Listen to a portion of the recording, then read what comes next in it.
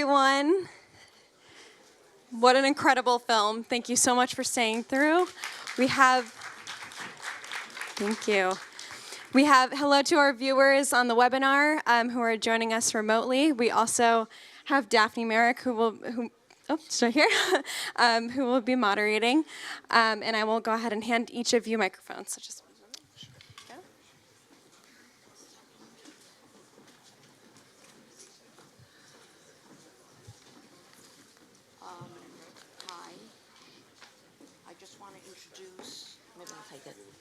Oh, there's, you all have our own. Benjamin Balint is a writer and consultant for the film Kafka's Last Trial, and author of the book on which the documentary is based.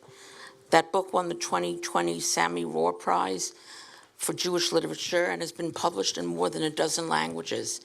He is also the author of Bruno Schultz, An Artist, a Murder, and the Hijacking of History, which won this year's National Jewish Book Award in Biography. Balint, a fellow at the Van Leer Institute, has taught at Dartmouth College and at the Bard College Humanities Program in Jerusalem. Eliran, is the right pronunciation? It's okay? Yeah. What's the right pronunciation? No, it's pretty much that. That's fine. Let's go with that. Eliran Peled is a producer, director, and screenwriter. He works in the fields of animation, fiction, features films, and documentaries. He has directed 14 short films and is the creator, producer, and director of the series The Unimportant on channel Kan 11 in Israel, which has been nominated for the Israeli Television Academy Awards. Eliran has a BFA in film and business from Tel Aviv University. Now to get down to the film. My very first of all, I thought it was quite an astonishing feat, and having read the book carefully enough to give it a blurb, I thought the translation from literature to film which is often difficult and marred, was extremely well done. But I had a sort of, I had a lot of questions, as I'm sure you all have. It is a very complicated story. Could have been, I thought, watching it, taken in many different directions. I have one simple question, and then I'd like to ask Benji, as I know him as, what brought him to it to begin with, the story. Do you think this is a story, both of you, without heroes? So let me first say that what we've seen tonight is the world premiere. It was supposed to premiere at the Haifa Film Festival, which has been, like many of Kafka's messages, deferred and delayed. And that's why we're here tonight at the world premiere. Let me also say, before I directly address this question, that many of the archival footage that we saw tonight and that Eliran's team gathered together is being screened for the first time. Those photographs, those videos have been screened here have been made public for the first time, including of Max Brod speaking and his very rich voice.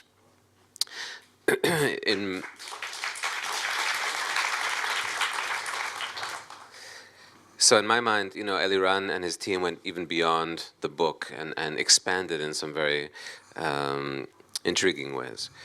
The trial itself, which I attended at the Supreme Court level, really, as you say, had three, right, a triangle of interests, right? You had the German state represented by the Literature Archive in Marbach, you had Israel being represented by the National Library, and you had the private family interests of Chava Hofe herself. In my opinion, each of them had grounds of legitimacy, and yet each overreached their own legitimacies. And I'll just give, if I may, one example that's not included in the film, but may add to it. I interviewed the director of the Marbach Literature Archive and before the verdict came down. And I said to him, look, does it really matter where these archives are geographically and physically? Both you and the National Library have pledged that whoever wins this case, you're going to digitize everything. You're going to make it available at last to scholars, readers, anyone who has an internet connection. Why does it matter? And he said to me, well, in this case, it does matter. If Kafka's papers end up in Israel, Kafka will be read in the narrow sense as a Jewish writer. If, however, the manuscripts end up here in Germany, Kafka will be read in the widest and most universal humanistic sense. And I was just flabbergasted, that Germany, of all places, was regarding itself as the bearer of humanistic culture, whereas the Israelis were being portrayed as the narrow interest in all of this. That's just one small example of how each of the sides here really overreached their own, grounds of legitimacy. Right. I guess just rolling back a second to my original question, because watching it for the second time, I think you're supposed to, I don't think this is my projection, I felt a lot of sympathy for Chava. And in a brief feminist flicker, I wondered, would she have been, if this had been a man who was left the papers by Max Brod and was not a secretary, thus, and maybe didn't have 40 cats, dogs, and 30, but those are other issues that from the beginning, I thought she was treated as dispensable. And it's arguable, I guess, and I'd love you both to answer this. I kept thinking a man who was so unsure of his own worth as a writer that he asked Brod to burn became such an object of validation for so many groups. I mean, some of it seemed about the search for worth, importance, especially when you say mostly ends up digitalized, that the papers themselves take up such talismanic significance. But just to, do you think, as I say, both of you, do you think there is a hero in this, or very Kafkaesquely no hero? Do you see? I think, to answer your question, I need to talk about how to adapt this book. Right. Because I got this book. First of all, I want to shout out for my partner, the art director of the film, Ido Artman, who did all the amazing animation you saw tonight. And to my production collaborator, Talia Harris from D&H Content. She's incredible. And she actually gave me this book, I think, in August of 23.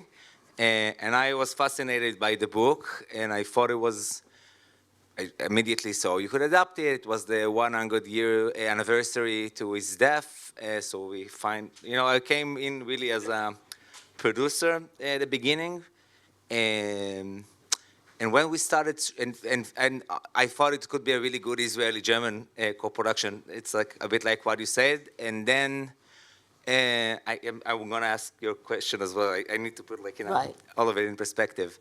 We started production on the film, and then 2 weeks into production, October 7th, it happened.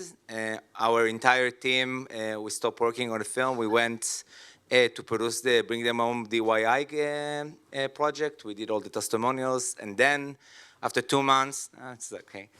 After 2 months of doing that horrible thing, we came back to the film, and suddenly we understood we are all very different people. Our German producer wrote us on October 7th to see how we are. Since then, I never heard from him. So if you heard about Matthias, tell him I'm worried. So we really find ourselves in this different situation with different perspective, and then I read the book again and I was like, oh my God, what did I do? I don't know how to adapt it. It's such a weird story because, especially the book is so brilliant because you never know who is your hero, what to believe, and then you said if Kafka himself knew that he's gonna be this superstar and like books, he's gonna hate it. I'm pretty sure for him Right. to see a film with his photos so much would be like a really bad experience. So, and the thing is, unlike books, that it's like you're getting, especially in Benji's book, which is brilliant. I highly recommend to read it. You get this like, intellectual kind of journey. In a film, you need to have a hero and you need to have some emotional impact. You cannot just put like quotes of Kafka. And then like for 2 months, I just like, we all talked, like I was sure that I'm gonna go back to the broadcaster and tell him like, sorry, I don't know why I pitched it, but my bad. And then, and it was also like a very Kafkaesque year, and I understood that me and the team, we need to go back and read all of Kafka's writings. We read everything. That's why I got glasses. I found out I was blind in the process, which was great. But like reading Kafka during like the beginning of 24 with all the things we dealt with that did not make sense made me like understand the story in a new perspective. Like what is Kafka more than telling a story that does not make sense and you don't understand the motives? You just need to find the Kafkaesque hero, like the character, as you say in the film, the character that lived a normal life and then one day been ambushed by the Kafkaesque. And then when we start researching the Hofe family, they never, the grandchildren never spoke on camera. They were not willing to talk. It took us like months to persuade them to open their personal archive, to get all those photos and stuff like that. And when I sat with them, I understood something that in Israel, in the conversation in Israel, they are pretty much the most hated family. And they, for years, I knew them as like gold diggers that did everything for the money. And suddenly when I sat with them and I read the diaries and we started like to see the photos, we understand it's kind of like an Israeli Grey Gardens. You have this family that lived this astonishing life and, and something bad happened and decayed and like a personal tragedy came out. And then we talked with Benji about it and I understood that, first of all, the story does not make sense, that it's not our story as storytellers to. And it's unusual because usually in my TV show or my different feature films, you always, especially in documentary, you try to make sense of the story. Here you need to understand that it doesn't make sense because it's a Kafkaesque story. And it needs to be a story that celebrates this Kafkaesque situation. But also like doing, in Hebrew we say tikkun, to reconstruct her character, because I really think Chava, what she endured is one of the worst shamings Israeli that happened in Israel ever, and it really is a tragedy. In the end, nobody in this family from the original family survived this trial. Wow. And the weirdest thing that in the end it was pretty much for nothing. They opened the apartment and there was literally nothing there because there was a lot of cuts there still. But, I think it's like the journey here, and Benji helped us so much to understand it because it does differ from the book. How do you do an emotional film that in the basic there is really no hero here, and how like Kafka becomes or is like kind of his soul or conception could be like a character in the film. That's something that took us like a while to understand. That's why the animation came in and all of it to really understand how to intertwine it. It's funny watching it. Maybe not the first time, I also thought of Grey Gardens with the mother, daughter, enmeshment. I'm sorry, a side question. Who wrote the script? I wrote it together with Talia Aris and Yotam Knisper. Yeah, it's a good script. So maybe before Kafkaesque, there was Rashomon. So maybe the question is the wrong one to ask anyway. Who is the hero of this story, that in a Kafkaesque world, you're left in a confusion or intentional mystery. I'm curious about, since you stay sort of as the observer, some things did interest me, like that I would have loved to pursue. Did you see her, or either of you, Chava and the mother, as in it a lot for the money? I never got that. I mean, they did make millions. But why did they keep the money, the government? She's impoverished at the end. On what basis was the money kept? I didn't quite get. It has to do with a very peculiar element of Israeli law, which makes it very easy to freeze your bank account. And if you don't pay this or that, I mean, arnona, your municipal tax, as I will confess to have missed on a couple of occasions, they can freeze your bank account. And so, yeah, they froze this bank account. I never saw this portrayal of this family as motivated by money, Right. as aligning with what I came to know. As a matter of fact, one time Chava said to me, Kafka for me has been a catastrophe. I said, what do you mean? She said, because the Kafka materials mixed up with Max Broad's materials, that's why they're going after the estate, you know? And Kafka for her was a catastrophe. I also asked her about this fantasy that people have had that, oh, Kafka could have come to Palestine. Right. Maybe he even would have come with Dora Diamant, as was mentioned here. They had a fantasy that, a kind of playful thought that they would open a short order restaurant in Tel Aviv, and Dora would be the short order cook, and Kafka would be the waiter, you know. And that's part of why he learned Hebrew so intensively. And I asked her about this fantasy that, and various other fictional books, including Nicole Krauss did this with Forrest Stark.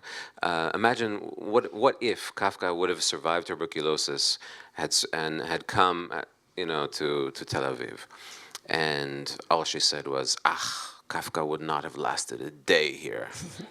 Sounds true. To me, when you're asking about the money, first of all, the interesting thing for me, since we had a few screenings for some of the investors or some test screenings, and I understood this film is like a Rorschach test. Everyone sees it and says you see reactions. Oh, this Max Brod is the worst guy, or the family did. Some people think that they did do it for the money. To me, when I read it, I said especially when we finished the edits, I said even if they did it for the money, why is that not okay? You know, it's like you got real estate. She had this, she sold it because she wants the money. That's completely legal. The fact that even that Was seen as as part of the taking. narrative, it's like it became a crime. It's not a crime. You can be, you No, could be I greedy. You know, agree. it's like it's I still. think it's this sort of art. I mean, it's not true in real. It's an attempt at nobility.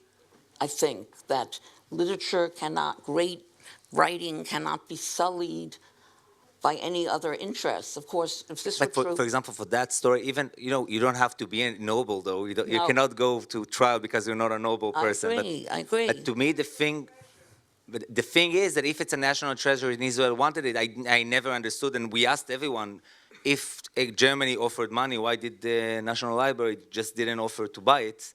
They Right. took it for free. Right. You know, not only free, she lost all her belongings in the trial. So Right. it's also something. Well, I didn't realize they got it for free. They didn't pay her anything. They just told her that she never had anything Right. to do with it. Cheap. I would also say, someone who just yelled out national treasure, I mean, Picasso was a national treasure, and his children largely inherited his estate. And I might add, did with it what they wanted, Paloma and Claude.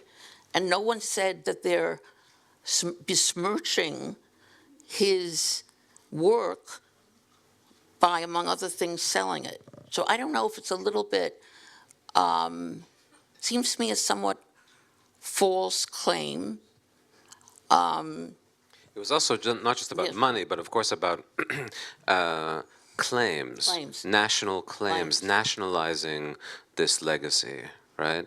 And that's one of the great ironies of this case, to become so possessive over someone who himself was as unpossessive as disclaimed his own. Disclaiming, right? Yeah, true. I think Philip Roth, in his novella *The Prague Orgy*, has a great line. He has a Czech writer say that they're speaking about the afterlife of Kafka, the strange afterlife, and the character says the fate of Kafka at the hands of the Kafkaologists is even more grotesque than the fate of Joseph K.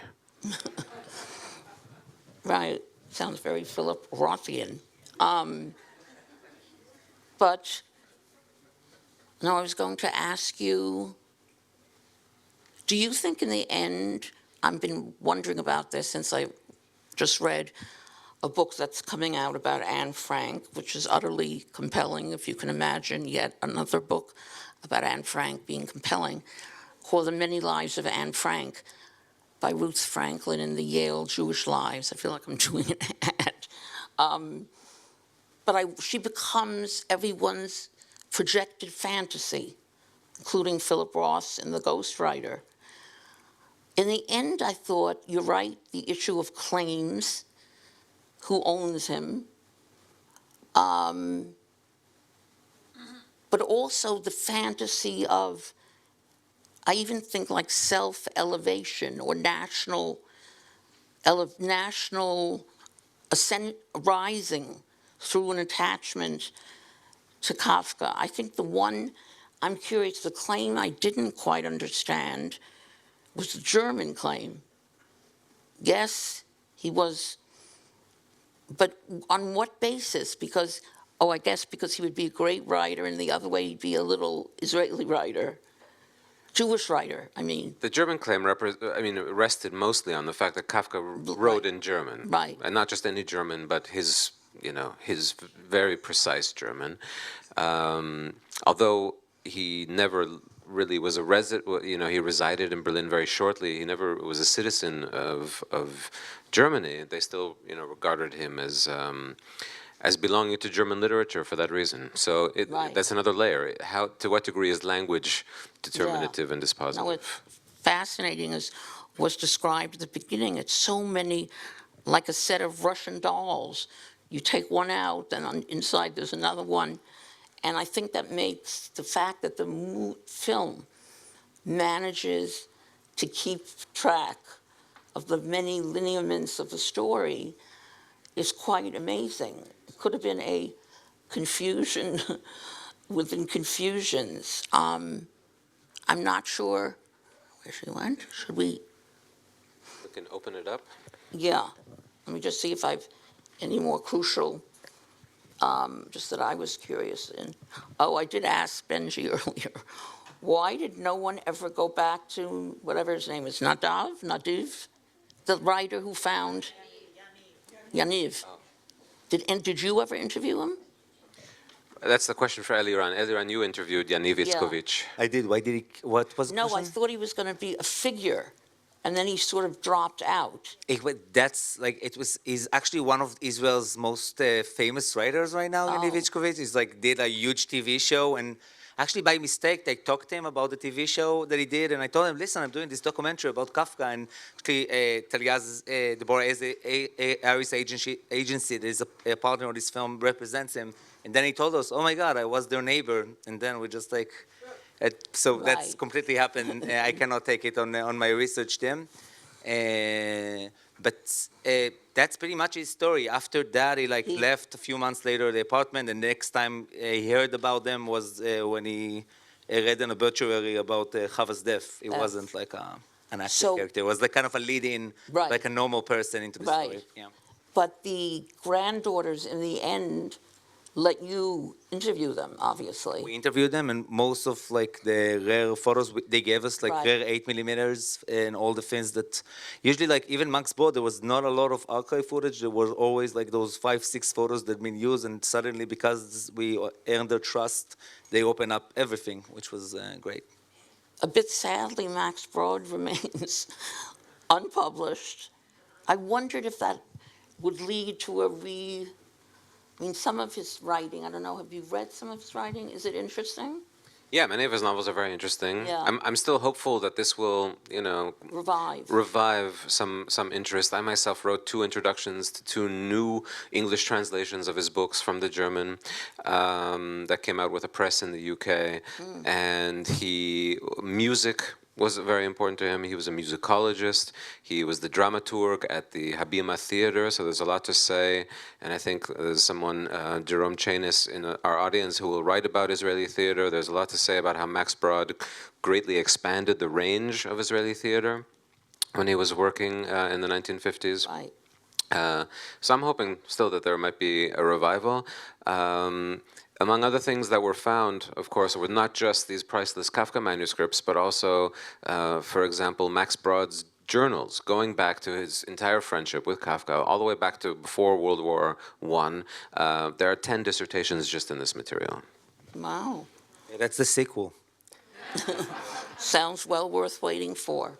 Should we go to, yeah. Yeah, of Do course. you, Do we have any questions from the audience? Don't be shy. Just wait a moment and I'll bring the microphone to you. Excuse me, sorry. Hi. I was just wondering of the manuscripts and all of the papers that were found. Has that all been published, and are there any secrets that will soon be revealed publicly from Kafka's archive, or were all of those things that had already been published, and those were just the original manuscripts of those things? We just, like the National Library just opened like a few weeks ago an exhibition with all what they have before this trial and from this. Again, as shown in the film, there was not like amazing findings out of all of this story. The tragedy, in my opinion, is that like Kafka is getting the exhibitions. Right now, they're not doing anything or any process on all the Max Brod text. There's no rewrites or like they're not publishing anything. Although they do hold of all of the properties. So yeah. yeah. I can say that I went 2 weeks ago to the opening at the National Library in Jerusalem of the Kafka exhibition. And in some ways it parallels the exhibition here at the Morgan Library, but it goes beyond it. There's original drawings that were found in this estate that have never been published before. That's from this estate, from this one. From this, Yeah. from our estate. We can call And it the our estate greatest now. merchandise ever. They sell like chocolate shaped as bugs. Right. It was great. Loved it. That's how they. So there. Many of Kafka's sketches and drawings are on display for the first time. There's the original of his letter to his father, which is there. There's and his Hebrew notebook. Actually, there's more than one. And what I saw is, for example, a letter that he wrote to his teacher who was interviewed here, Pua, Menzel Ben Tovim, and it's a wonderful letter because he writes in very fluent Hebrew, and he writes at the end, "Please don't be mad at me for not doing my homework this week. I'm mad enough for the both of us."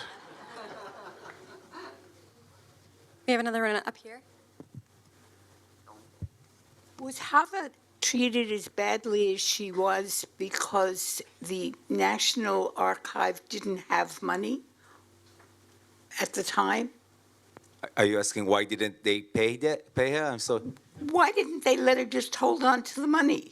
You know, not the art, not the copy. It's a question nobody knew how to. The National Library has money. I think for them, from the law point of view, it wasn't their property, so it wasn't like ethical from them to like offer money for that. But they did have money.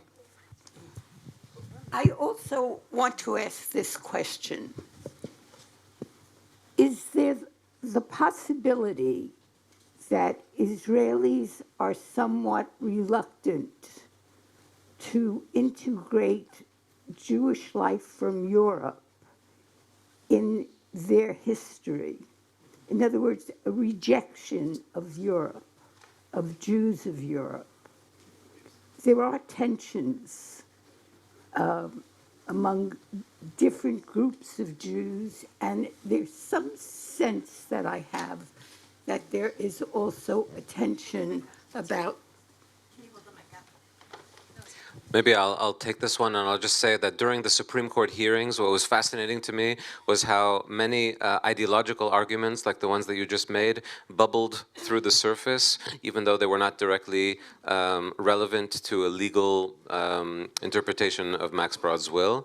And I will say that exactly your point came up in the Supreme Court hearings, in which it was said that the Germans said, "Oh, you Israelis, you're latecomers to the Kafka business, the Kafka industry, which is true.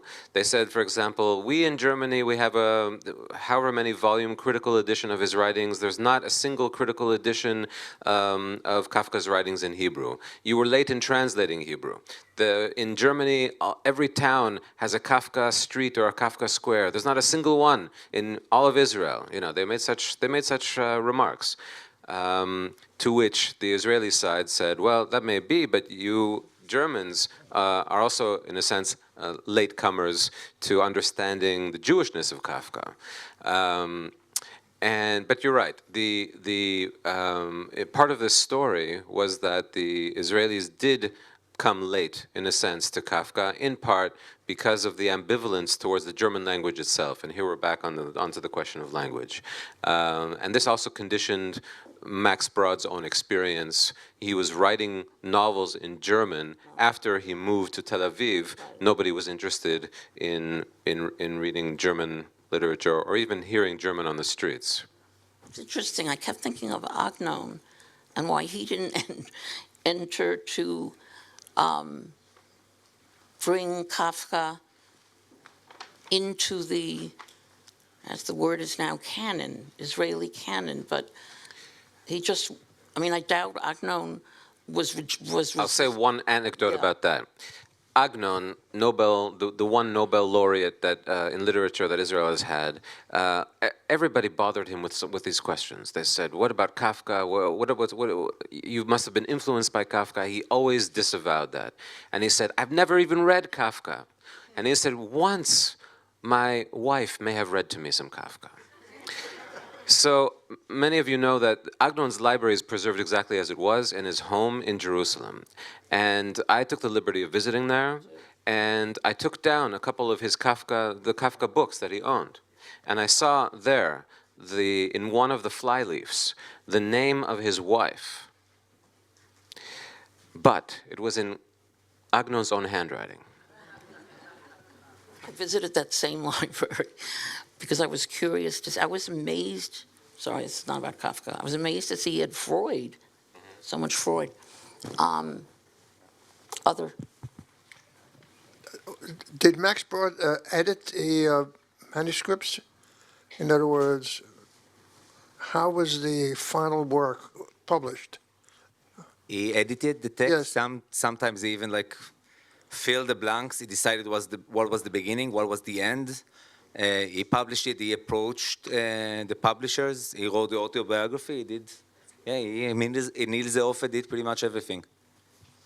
We read Kafka broadly. How punny.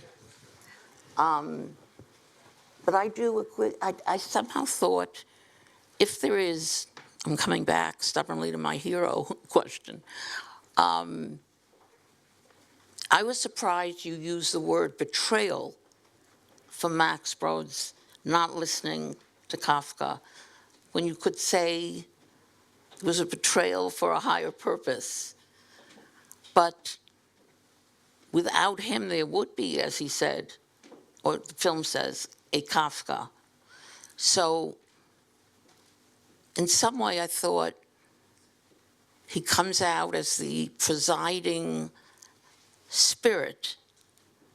And also when he talks, where did you find those? It's a rare archive that we found in Germany. We found it without sound, and we found the sound. It was like a whole thing, yeah. Detective work. Eliran did a lot of detective work for this. Yeah. It's made my team, but yeah. Right. No, I thought it's the way he talked about Kafka and that he hated the word Kafkaesque, I might point out. It actually was like 2 weeks before he died. That was like the last interview he gave in his life. And I think it was like, he came in a more honest approach than his usual interviews were very like, I don't know, basic in a way. He said like the same agenda, and here he really came up and opened it up. Any questions? Yeah.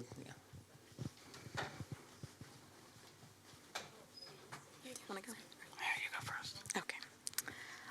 So I noticed that the narration of Kafka's work is in Hebrew, even though there are English captions.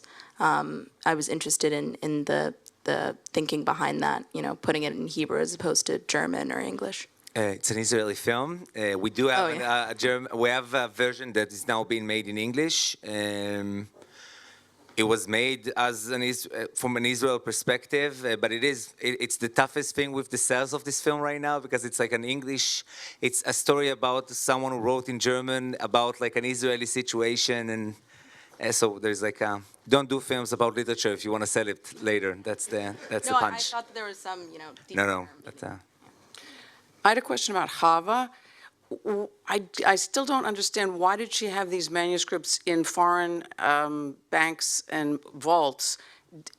One, was it just so that she could, at a certain point, sell it and profit from the money? Or second question, seemed to me that she was intimate with the whole project that Brod had of bringing Kafka's literature to the world. Why did she never edit any of these remaining things? Chava or Elsa? His wife or the daughter. secretary or The daughter. It's questions that I asked myself as well in the process, but I think it's part of the Grey Garden situation. I really that's my perspective on their story. I kind of think they kind of lost their hand on reality during this time. They lived for 50 years in that apartment with the cats and dogs. They were not interacting with anyone. The mother in the last decade could not speak and sat in a wheelchair. And I really think, in a way, for them, it's a story about grief in the end. I think once Brod died, they were obsessed about this text as a feeling that this is a way, if they have the text, they still have Brod around, in a way. They did not do anything. Even if they were greedy, they could be much more, they could do a lot more money than what is, Right. they say they took. Different people with real estate could become like millionaires. They were not millionaires for sure. So I completely understand the question. It's something that I asked myself a lot during the process. But I think, again, it's kind of this Kafkaesque story with those two. I'll just add that the one way of looking at the manuscripts is as a relic, as something to be fetishized. But another way of looking at the manuscripts is as almost like a connective filament that connected Kafka to his closest friend, Max Brod. Then they connected Max Brod's pre-exile life to his post-exile life after the rupture. Then they connected Max Brod to his great love, to Esther Ilse Hoffe. Then they connected the mother to the daughter. And that's why they became so important on a personal level for the daughter. So that's another way of looking at these manuscripts is once the major texts of Kafka had been published, the 3 novels that had been posthumously published, and there wasn't a great deal left, then the meaning and significance of these manuscripts was as this sort of connective filament. I think I asked you when I thought most of the manuscript, the texts were put in those 2 banks in Israel, Discount and Leumi, and only who had the energy of those 2 women to put it in Switzerland? That was Max Brod who Oh, put that- them in right. when he was still alive. Max Brod died in 1968, and already in the 50s he put some of the material in a Swiss vault. Do you think Max Brod intended his bequest to be litigated against? Do you think he intended through, not Chava, as the mother, for it to anyway end up in a museum, or what was his? It seemed to bequeath it to her as an act of love, tribute, that she was never remunerated as his. I once said to Eliran at the beginning of the process, I said, Max Brod, you have to understand, Max Brod was a much better writer of novels than he was of wills. Right. Because this will was really ambiguous, right? Right. On the one hand, it said, I give you, Esther, everything to do with as you wish. And on the other, I also request that before you yourself die, in your own lifetime, that you arrange for the deposit of the Kafka material to the National Library or another national institution here or Honestly, abroad. I feel like he did it on purpose. When I read it, especially after this film, you're saying he knew what he has in his hands, and he knew he's like putting them in this crazy situation. And I also think he knew what does it mean that he gave Kafka writing as salary to Esther Offer, to the secretary. He never paid her Right. salary. He gave her those texts, and he knew what Right. it means. He's the Yeah. only one that knew all along who is Kafka and what it's going to Right. mean in a few years. I just think he did not thought she will live to 102. It makes the situation very complex for all of them. Right. Yeah. Right. More questions before we?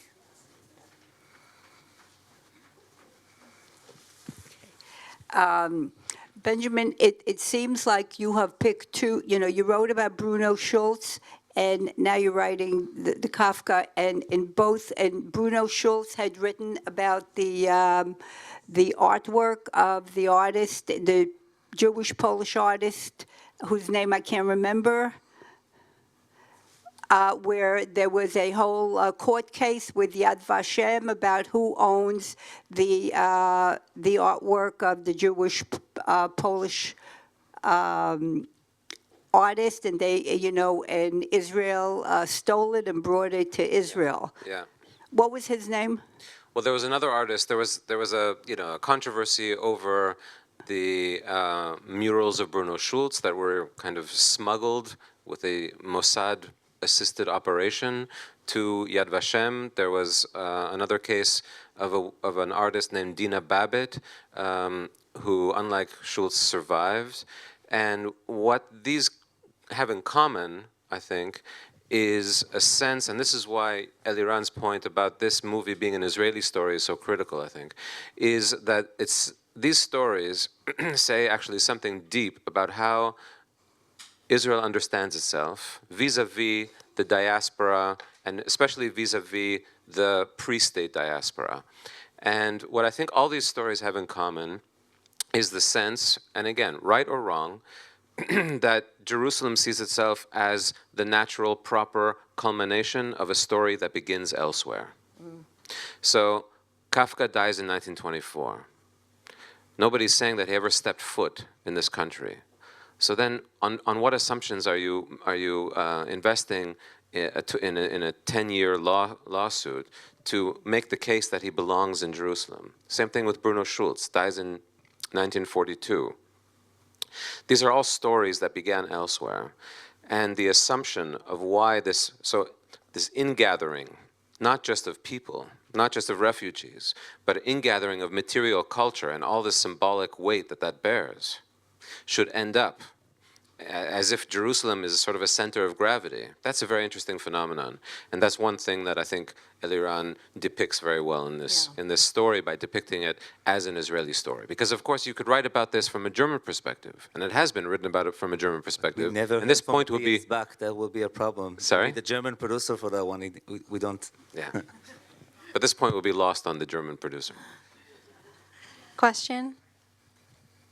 That's a noble, interpretation. If you want to go that route, but then you look at the way they behaved and what they did to her, and it comes across as much more, not even mercenary, because they wouldn't even pay her. And they should, if they believe that, wouldn't you think that they would at least give her bank accounts back? No, you're absolutely right. I think in both cases, there's a distinction to be made between the means and the end. So it's incontrovertible that the Israelis behaved badly. In the case of Bruno Schultz, they violated a dozen different kinds of international laws that govern material heritage. And in this case, they did that they pursued a legal strategy that was in the end disastrous vis-a-vis Eva Haufe, with whom I have a lot of sympathy. I'm distinguishing that from the ends, right? And when looked at from the end, I'm trying to understand what is the assumption that this kind of material heritage, among all these cultural conundrums, ought to belong there, right? For artists and writers who died before there was a state. What does that say about how the state sees itself as a repository? In other words, the state itself is a kind of an archive. An archive of memory, an archive of hopes, an archive of not just of people, but of legacies. Yeah, very interesting, that archives. Just seemed true. Thank you so much. Thank you.